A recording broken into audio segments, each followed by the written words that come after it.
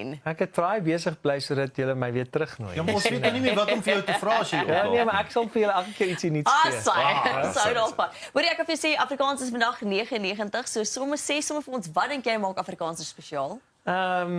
Woorde soos nee, laat ek eerder nie. Hæ? Nee, yes, hoor die Afrikaans is spesiaal want dis die taal waarin jou ma jou troos. Hæ? Hey, dis Dis wat mooi ek dink. gesê, ek hou Dit maak dit daarvan. spesiaal. Wat is jou gunsteling Suid-Afrikaanse dis? My gunsteling Suid-Afrikaanse dis is melktert. So jy het ook gegaan vir die pudding. Ek is 'n groot pudding tipe Ek man. en jy is puddingmanne. Ons is ook flaminkmanne. Kyk dit vir Lyk dit ons vir uit, my. hè. Hoe dit nou uitgewerk Ek vandag? weet nie, hè. Dit is baie interessant. Dankie vir daai WhatsApp hier vanoggend. Hoorie, ons moet begin by hierdie fietstoerveldtog wat Yes. jy nou aanpak. Vertel ons daarvan.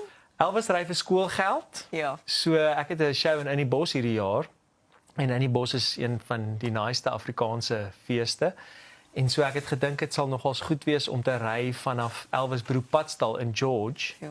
na die vertoning toe vir liefdadigheid. So dis eintlik hoekom ek hier is vandag. Sommige maar net om vir julle 'n bietjie daarvan te vertel. Dis 'n fondsinsameling, so ek vertel julle van die fietsding.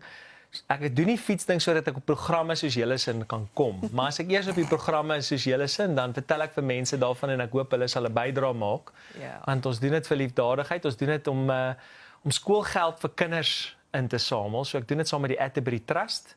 Hulle weet hoe om daai fondse Hulle te bestuur. weet van doen dit skoolgeld. Hulle doen al welsynswerk vir baie lank, so hulle weet van Baie dit jare. bestuur, ja. Hulle verstaan dit en hulle is baie goed daarmee om skoolgeld vir kinders in te samel. Ja. So ek vat bietjie hande saam met hulle. Ek ry vir 14 dae, dis so 1500 km. Ja. En ons het reeds begin om geld in te samel daarvoor en die hoofdoel daarvan